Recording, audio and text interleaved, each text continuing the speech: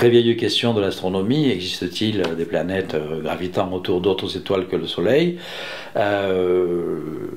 La réponse ne faisait guère de doute, en fait, depuis l'époque de Kepler et Galilée, où on a commencé à comprendre que les étoiles que l'on voyait dans le ciel étaient autant de soleils, donc logiquement elles pouvaient être entourées de planètes.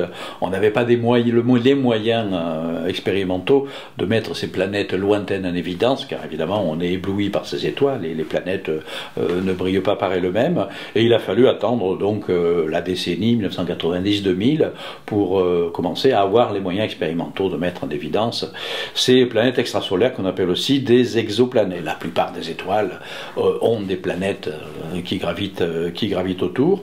La surprise est venue de découvrir d'abord ce qu'on appelait des Jupiters chauds, c'est-à-dire des grosses planètes extrasolaires gazeuses, des sortes d'énormes planètes comme Jupiter, voire plus grosses que Jupiter, mais qui gravitaient très très près de leur étoile, ce qui a obligé à réviser un petit peu les modèles de formation des systèmes solaires et planétaires, donc ça c'était fort intéressant.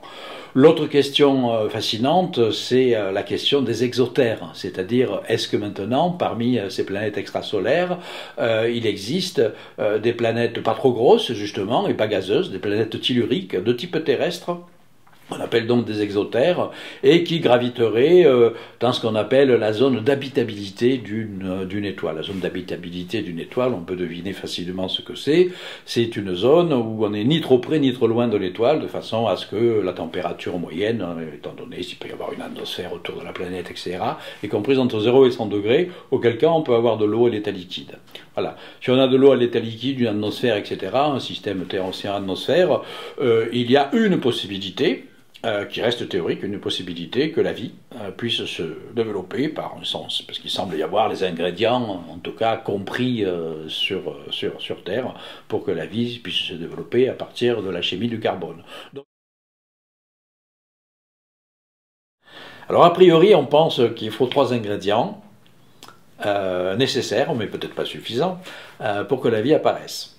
Ces ingrédients sont une chimie du complexe, essentiellement la chimie du carbone, parce que de toute façon dans la classification des éléments, c'est le carbone qui est l'atome qui est capable, le plus capable de s'accrocher à d'autres atomes pour former des très grosses molécules, donc avoir une chimie du complexe qui est la chimie organique. Donc la chimie du carbone. La chimie du carbone, elle est universelle, puisque le carbone fait partie des éléments fabriqués naturellement par les étoiles, et donc il y a du carbone un peu partout dans l'univers, et il y a de la chimie du carbone un peu partout.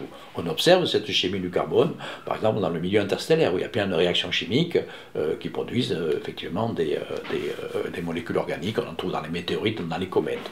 Bien. Le deuxième ingrédient, c'est l'eau. Alors là aussi, l'eau, c'est hydrogène, oxygène, ce sont des éléments abondants dans l'univers, il y a de l'eau un petit peu partout dans l'univers. Et le troisième ingrédient, c'est l'énergie. Et là encore, l'énergie, il y en a un petit peu partout dans l'univers, y compris et surtout au voisinage des étoiles.